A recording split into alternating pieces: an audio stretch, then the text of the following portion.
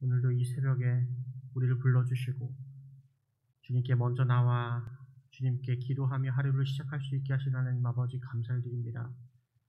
주님의 은혜로 살 수 없어 오늘도 이 아침에 주님 앞에 나와 기도합니다. 주님, 오늘 우리의 기도를 들어주시고 우리 기도에 응답하여 주시고 하나님 만나주시고 말씀하여 주시고 오늘 살아갈 힘을 주시고 위로 주시고 격려하셔서 아버지, 오늘도 주님의 은혜로 살아가는 우리들 될 수 있도록 인도하여 주시옵소서. 오늘 하루를 주님께 맡깁니다. 주님, 오늘의 삶을 채워주시고 가장 좋은 것으로 인도하셔서 오늘 하루도 주님 뜻대로 살아가는 우리들 될 수 있도록 인도하여 주시옵소서. 감사를 드리며 살아계신 예수님의 이름으로 기도합니다. 아멘. 모두 찬송가 315장 함께 찬송하도록 하겠습니다.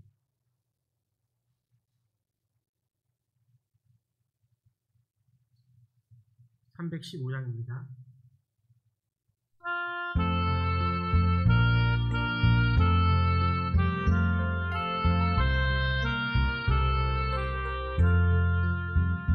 내 주 대신 주를 참 사랑하고 곧 그에게 죄를 다고 합니다. 그 은혜를 주신 내 예수시니 이전보다도 사랑합니다. 주 날 사랑하사 구하시려고 저 십자가 고난 당하셨도다. 그가 시관 쓰신 내 주 배우니 이전보다도 사랑합니다. 내 평생에 힘쓸 그 의무는 예수의 도움을 느끼리라. 숨질 때에까지 내 할 말씀은 이전보다도 사랑합니다. 그 영광의 나라 나 들어가서 그 풍성한 은혜를 감사하리. 그 면류관 쓰고 나 찬송할 만 이전보다도 사랑합니다. 아멘. 오늘 함께 나눌 말씀은 말라기 1장 말씀입니다. 말라기 1장 6절에서 14절 말씀. 말라기 1장 6절에서 14절 말씀입니다.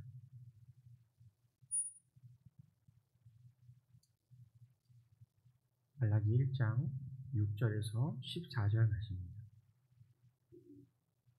저와 여러분이 한 절씩 한 절씩 교독하도록 하겠습니다. 제가 먼저 6절을 읽도록 하겠습니다. 내 이름을 멸시하는 제사장들아, 나 만군의 여호와가 너희에게 이르기를 아들은 그 아버지를 종은 그 주인을 공경하나니 내가 아버지일진데 나를 공경함이 어디 있느냐? 내가 주인일진데 나를 두려워함이 어디 있느냐? 하나 너희는 이르기를 우리가 어떻게 주의 이름을 멸시하였나이까 하는도다. 너희가 더러운 떡을 나의 제단에 드리고도 말하기를 우리가 어떻게 주를 더럽게 하였나이까 하는도다. 이는 너희가 여호와의 식탁은 경멸히 여길 것이라 말하기 때문이라. 만군의 여호와가 이르노라. 너희가 눈먼 희생 제물을 바치는 것이 어찌 악하지 아니하며 저는 것 병든 것을 드리는 것이 어찌 악하지 아니하냐. 이제 그것을 너희 총독에게 드려보라. 그가 너를 기뻐하겠으며 너를 받아주겠느냐. 만군의 여호와가 이르노라. 너희는 나 하나님께 은혜를 구하면서 우리를 불쌍히 여기소서 하여보라. 너희가 이같이 행하였으니 내가 너희 중 하나인들 받겠느냐. 만군의 여호와가 이르노라. 너희가 내 제단 위에 헛되이 불사르지 못하게 하기 위하여 너희 중에 성전 문을 닫을 자가 있었으면 좋겠도다. 내가 너희를 기뻐하지 아니하며 너희가 손으로 드리는 것을 받지도 아니하리라. 만군의 여호와가 이르노라. 해 뜨는 곳에서부터 해 지는 곳까지의 이방 민족 중에서 내 이름이 크게 될 것이라. 각처에서 내 이름을 위하여 분향하며 깨끗한 제물을 드리리니 이는 내 이름이 이방 민족 중에서 크게 될 것임이니라. 그러나 너희는 말하기를 여호와의 식탁은 더러워졌고 그 위에 있는 과일 곧 먹을 것은 경멸히 여길 것이라 하여 내 이름을 더럽히는도다. 만군의 여호와가 이르노라. 너희가 또 말하기를 이 일이 얼마나 번거로운고 하며 고 숨치고 훔친 물건과 저는 것 병든 것을 가져왔느니라. 너희가 이같이 봉헌물을 가져오니 내가 그것을 너희 손에서 받겠느냐. 이는 여호와의 말이니라. 다 함께 읽겠습니다.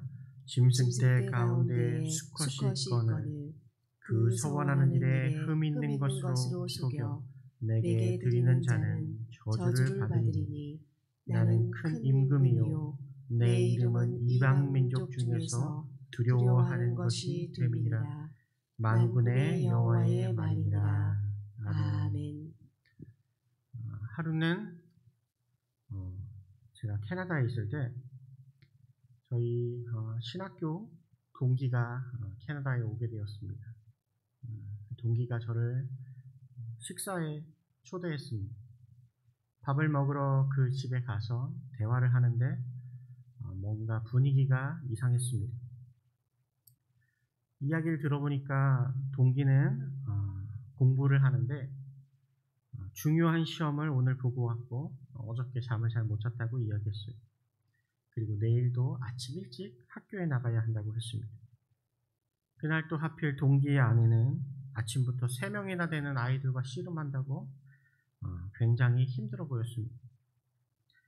우리 가족을 대접한다고 식사상을 차렸는데 얼마나 그 식사상을 공들여 준비했는지 체력이 하나도 남아있지 않았습니다. 얼굴 표정도 굉장히 좋아 보이지 않았어요. 저랑 저희 아내가 느끼기에는 그러면은 왜 우리를 초대했을까? 그러지 말지. 뭔가 초대해서 식사를 하는데도 뭔가 마음이 불편했어요.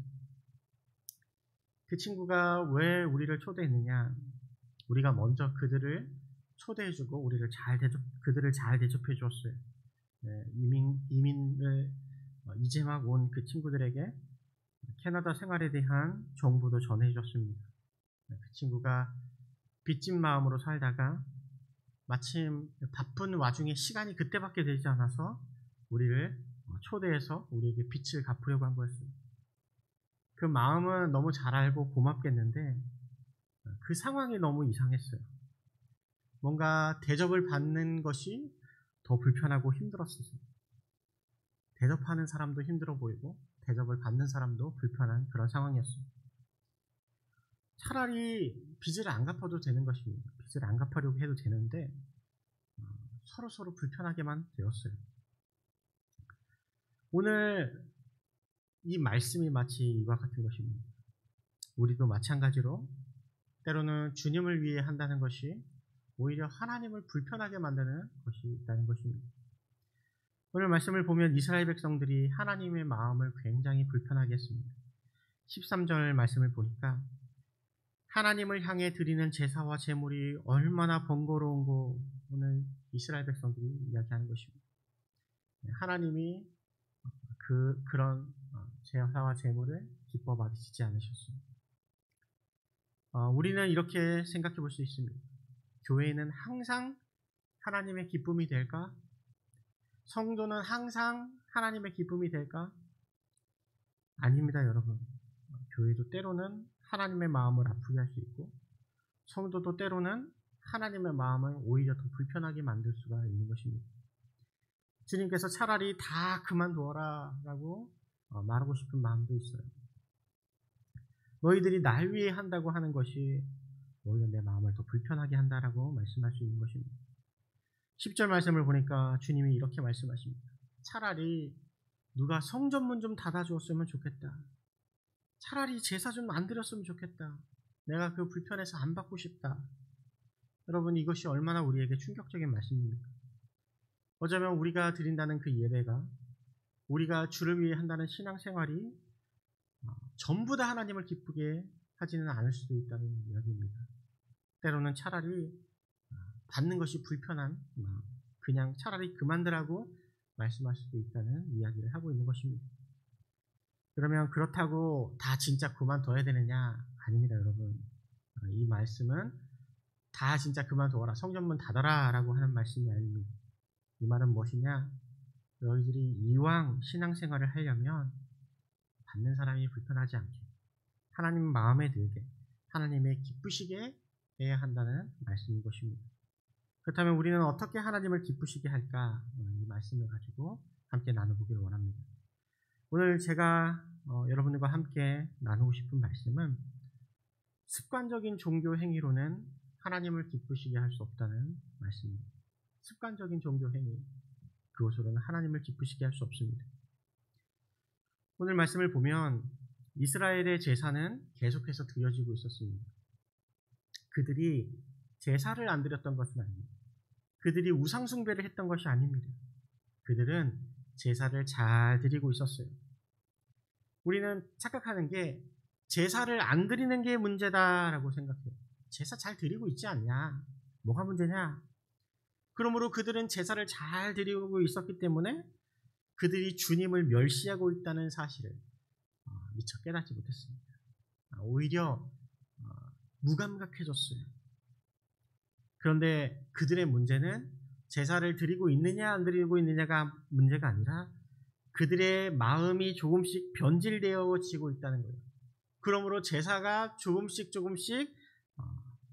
껍데기만 남아있고 종교적인 어떤 행위로서만 남아있다는 것입니다.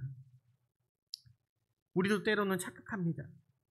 여전히 신앙생활 잘하고 있는데, 여전히 교회 잘 다니고 있는데, 아유, 내 신앙이 뭐가 문제냐? 예배 잘 드리고 있는데, 매주 주일마다 교회 나가서 예배 잘 드리고 있는데 뭐가 문제냐?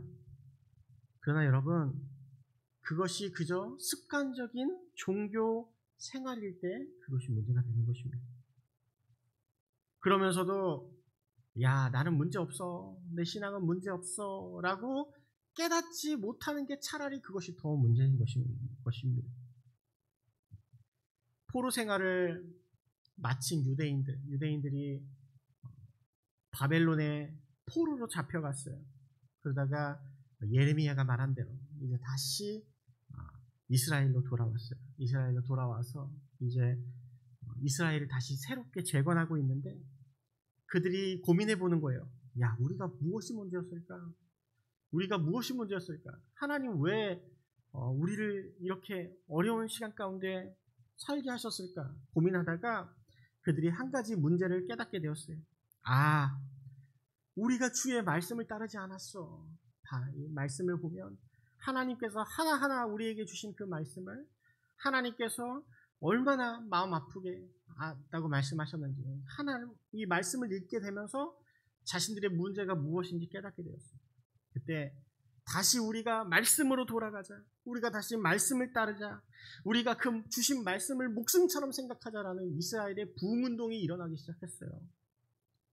그 운동이 어떤 운동이었냐?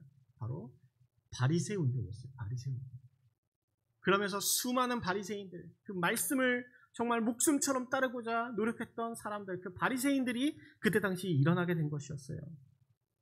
그런데 여러분, 그리고 나서 시간이 흐른 후 예수님이 오셨을 때 그 좋은 바리새인 운동은 어떻게 변질되었을까요? 예수님은 바리새인들을 질책하죠. 왜냐? 형식만 남은 거예요. 껍데기만 남아있는 거예요.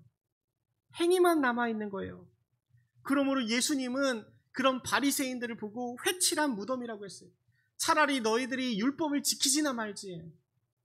이 율법을 지킨다고 하면서 그들이 얼마나 잘못되어 있는지 스스로는 깨닫지 못하고 있는 거예요. 그런 예수님이 오신 것은 그 껍데기에 다시 알맹이를 채워넣는 일이었어요. 그러므로 예수님이 오신 거였습니다. 여러분, 우리도 껍데기만 남아있는 종교생활, 우리 껍데기만 남아있는 행위만 남아있을 수가 있어요. 그러므로 예수님은 오늘 이 종교생활 가운데 다시 한번 알맹이를 넣어주고 있는 것입니다. 우리의 신앙생활 가운데 회복되어야 할 중심이 있어요. 먼저는 예배의 중심입니다. 예배의 중심. 우리가 그저 습관처럼 우리의 몸만 이 예배 자리에 나올 수 있어요.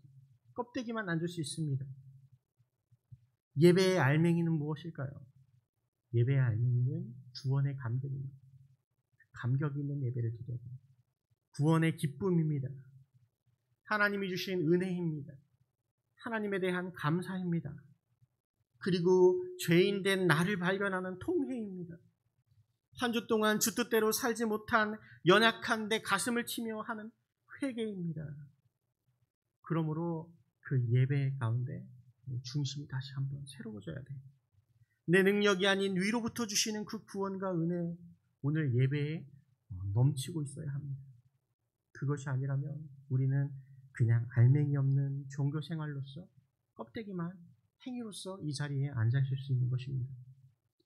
두 번째 채워져야 될 중심은 바로 율법의 중심입니다. 율법의 중심. 여러분, 율법의 중심이 무엇입니까?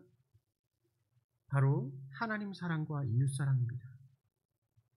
한 율법학자가 주님께 나와서 주님, 율법 중에 가장 큰 율법이 무엇입니까? 라고 질문했어요.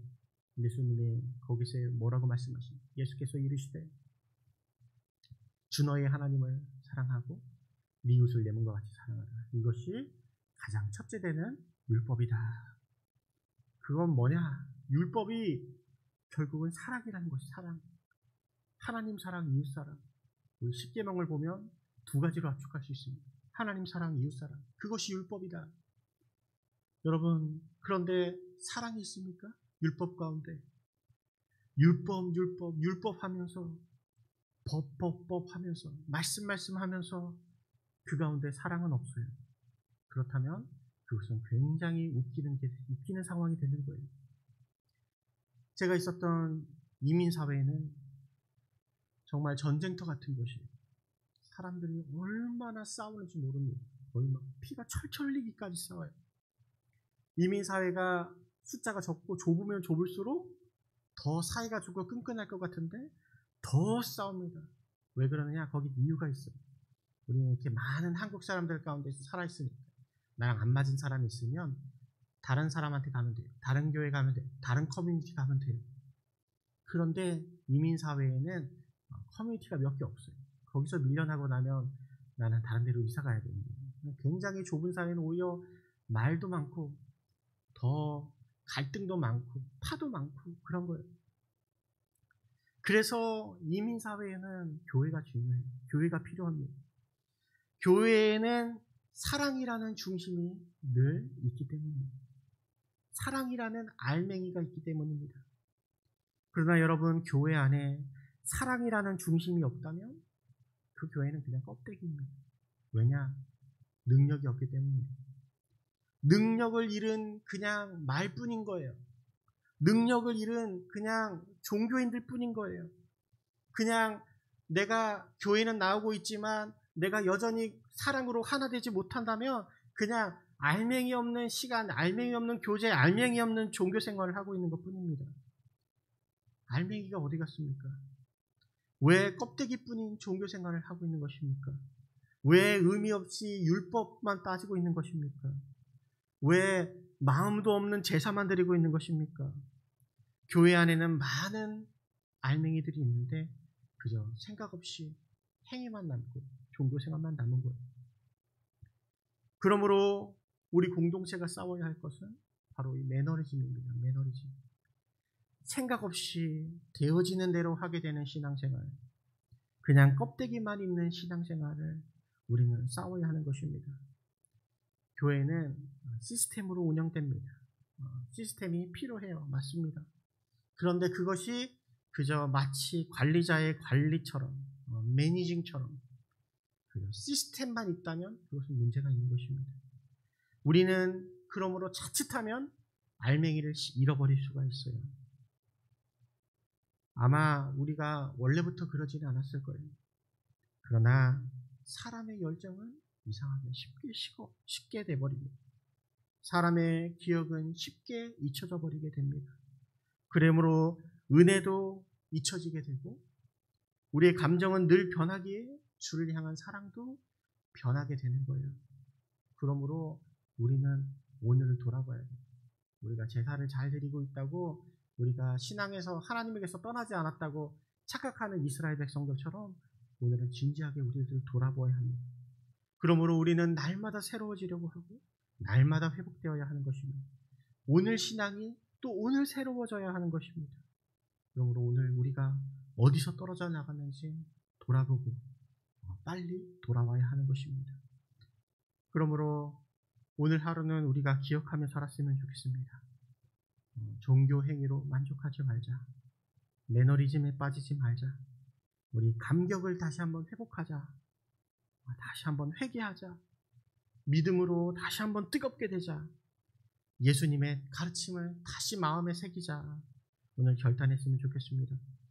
말씀을 마치면서 오늘 알맹이 없이 하나님을 기쁘시게 할 수가 없습니다. 알맹이가 없으면 뭐 하나님 불편하세요. 의미 없는 그냥 종교 생활로, 행위로 하나님을 기쁘시게 할 수 없습니다. 그것이 오늘 읽은 말라기가 주는 메시지입니다. 오늘 그것을 기억하며 다시 마음을 돌아보는 우리 은혜교회 공동체가 되기를 바랍니다. 기도하겠습니다. 사랑의 하나님 아버지, 감사합니다. 하나님, 오늘 우리들의 마음을 돌아보기 원합니다. 하나님, 행위만 남고 형식만 남고 어느새 중심을 잃어버리는 우리들의 신앙을 불쌍히 여겨주시고 주를 향한 사랑, 주를 향한 그 은혜의 감격과 그 기쁨이, 하나님 감사가 회복되는 우리를 될 수 있도록 인도하여 주시고 우리 안에 사랑이 다시 한번 회복될 수 있도록 인도하여 주옵소서. 사랑 없는 신앙생활, 그저 말뿐인 신앙생활, 능력 없는 신앙생활 하는 것이 아니라 정말 사랑의 능력이, 용서의 능력이, 하나됨의 능력이 하나님 나타날 수 있는 우리 교회 될 수 있도록 인도하여 주옵소서. 주님, 오늘도 주신 말씀 감사드리며 살아계신 예수님 이름으로 기도합니다. 아멘.